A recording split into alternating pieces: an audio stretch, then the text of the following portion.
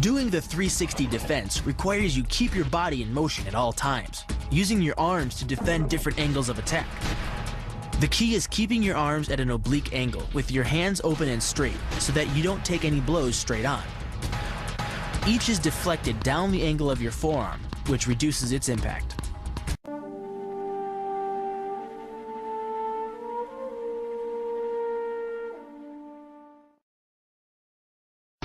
The kick's power comes from the torque generated by the rotation of the hips. It's the same principle that cracks a whip. Turning the hips just a few degrees forces the foot to travel a much greater distance and creates a lot of speed as it does.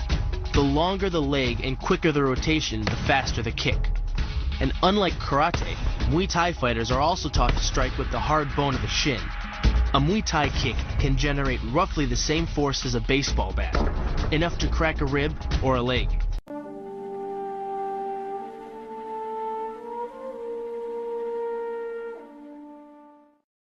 The hyperextension of the elbow, created by pulling back on the locked arm, virtually ensures that he will be taken down. The knee strike to the wrist dislodges the knife and further loads the elbow and shoulder. The technique can easily result in damage to the elbow joint, the tendons of the rotator cuff, or even a broken arm.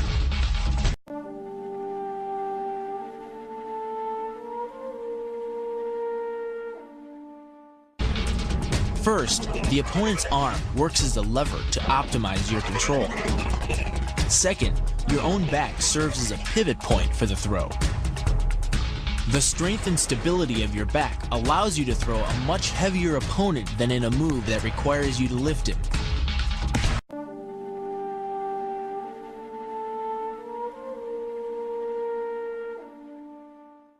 This kick is all about speed. The further the foot travels, the greater its acceleration, and the more dangerous a weapon it becomes.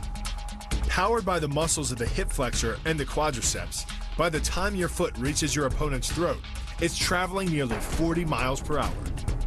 That type of speed yields over 1,000 pounds of force, enough to puncture the Adam's apple and crush your windpipe.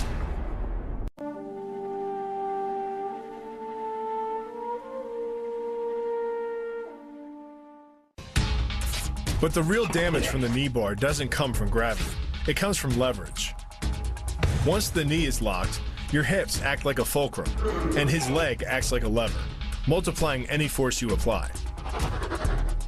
So even though the ligaments and tendons around the knee can sustain 1,700 newtons of force, the knee bar can load a lot more than that, enough to completely destroy the joint.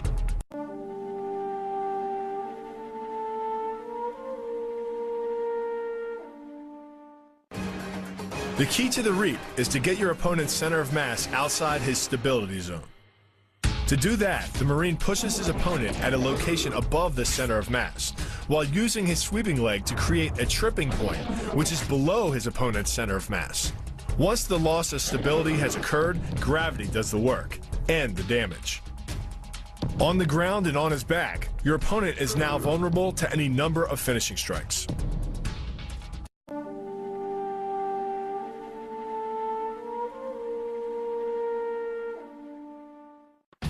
Starting from behind his opponent, the Marine wraps his arm around the enemy's neck and forces his elbow beneath the chin.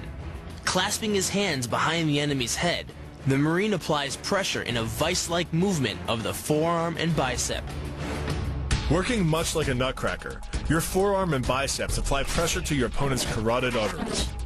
Located on either side of the trachea, these two arteries are the only way to get blood to the brain.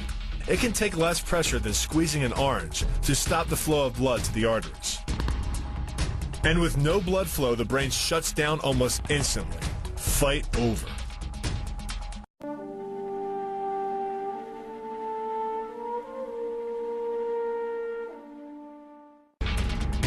It's aimed at the largest gland in the human body, the liver. A direct hit won't just bring an opponent down. It can rupture the gland, causing severe internal bleeding. But the liver is well protected by the rib cage, so the kick must be accurate to within half an inch.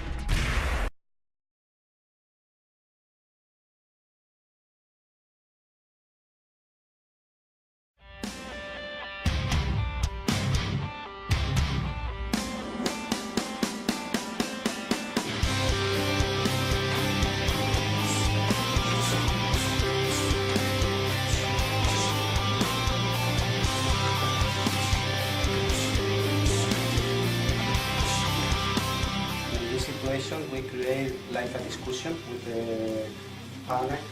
I use this for like a provocation. He attacked to me. I use the same moment for manipulation. How catch the leg, how manipulation now the body like a shield. Counter the wall. Control the wall. In the same moment, control all the area. Catch the leg and block the leg.